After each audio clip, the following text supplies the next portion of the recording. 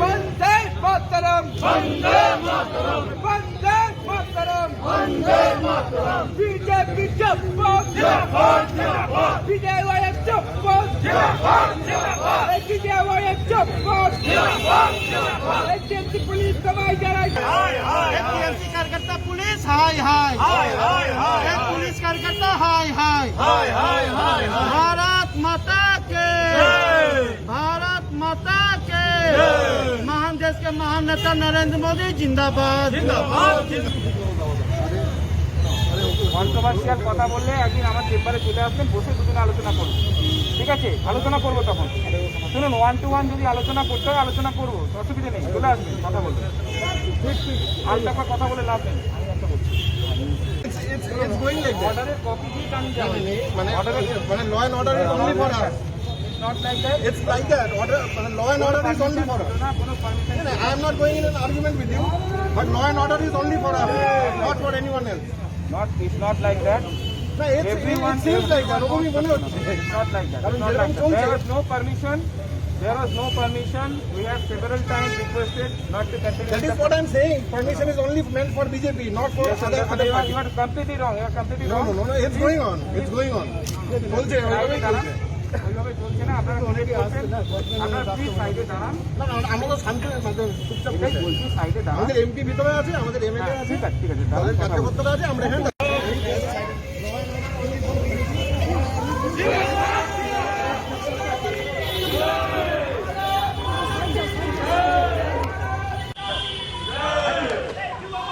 খবর সময় ভারতীয় জনতা যুব মোর্চার পক্ষ থেকে স্বাধীনতার ৭৫ বছর পূর্তি উপলক্ষে সারা দেশ জুড়ে যুব সংকল্প যাত্রা করা হচ্ছে।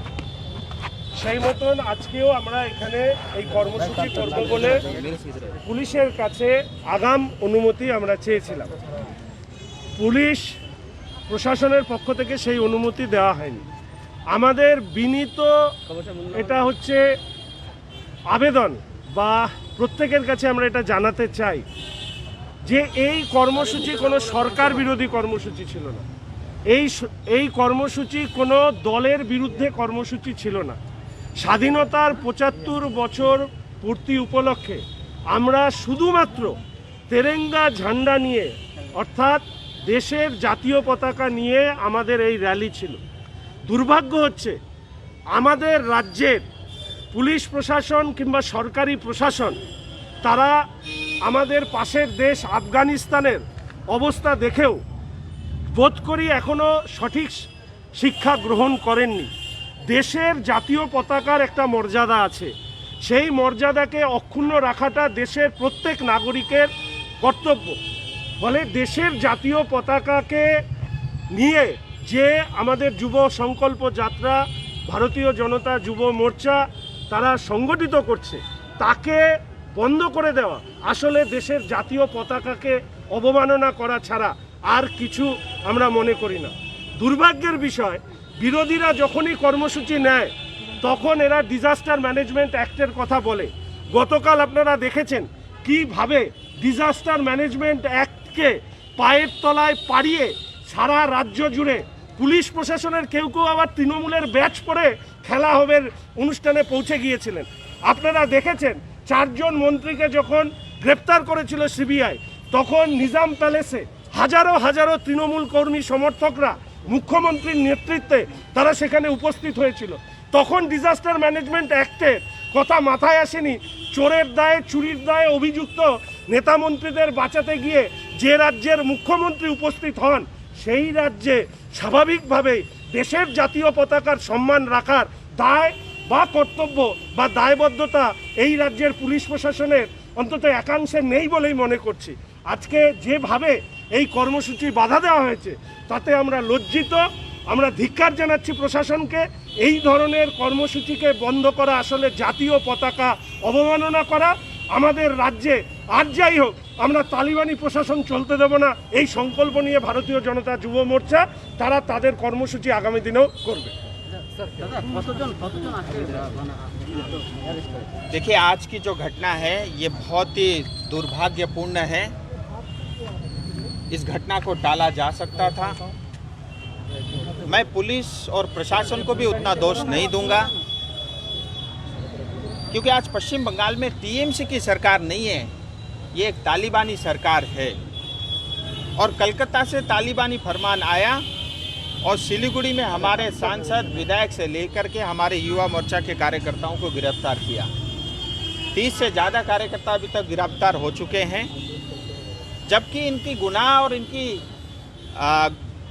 जो है कारण यही था कि आज जो है जब भारत 75वां स्वतंत्रता दिवस मना रहा है, देश भर में 75 स्थान पे 75 कार्यकर्ता मिल करके 75 किलोमीटर की साइकिल यात्रा या पैदल से मैराथन यात्रा करने का भारतीय जनता पार्टी की सरकार ने ये एक फैसला किया है। और 75 कार्यक्रम पूरे आनंद से अच्छे से देश भर में हो रहे हैं, लेकिन पश्चिम बंगाल में तिरंगा झंडा लेकर के भारत के इस स्वतंत्रता दिवस के उपलक्ष्य में कार्यक्रम करने का आयोजन करने का परमिशन आज पश्चिम बंगाल में नहीं है। ये दर्शाता है कि पश्चिम बंगाल में डेमोक्रेसी और संविधान लागू नहीं है। ये दर्शाता है कि ममता दीदी टेलीविज़न पे तो बड़ी बड़ी भाषण देती हैं, संविधान की बात करती हैं, कॉन्स्टिट्यूशन की बात करती है, लेकिन खुद वो पश्चिम बंगाल पे लागू नहीं करती। सो मैं आपके माध्यम से एक बार फिर केंद्र सरकार से, राष्ट्रपति जी से, प्रधानमंत्री जी से, गृह मंत्री जी से अनुरोध करता हूँ, पश्चिम बंगाल बहुत तेज़ी से विनाश की तरफ बढ़ रहा है और उसका एकमात्र कारण है टीएमसी सरकार। और पश्चिम बंगाल बहुत तेज़ी से राष्ट्रपति शासन लगाने की ओर बढ़ रहा है, उसका एकमात्र कारण है ममता दीदी।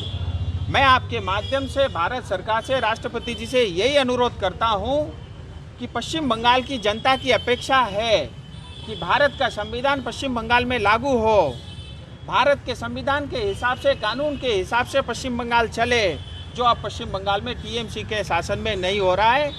यहाँ पे राष्ट्रपति शासन लगे और पश्चिम बंगाल की जनता भी आज़ादी के साथ खुले हवा में अपनी सांस ले सके, इतनी अनुरोध मैं आपके माध्यम से करता हूँ। और आज जो भी घटना घटी बहुत ही दुर्भाग्यपूर्ण है। और अगर हम भारत देश में भारत की आज़ादी के लिए कोई कार्यक्रम नहीं कर सकते, तो मुझे लगता है खेला होवे जैसे कार्यक्रम भी नहीं होने चाहिए।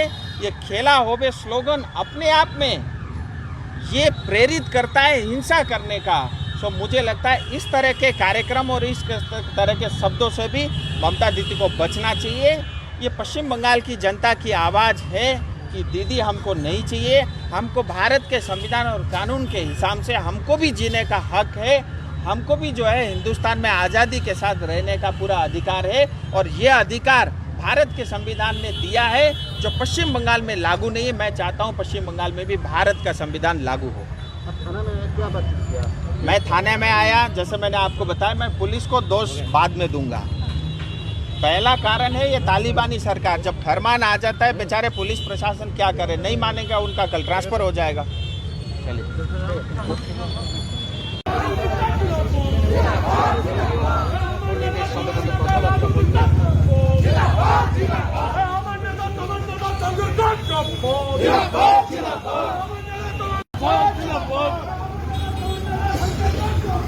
जिंदाबाद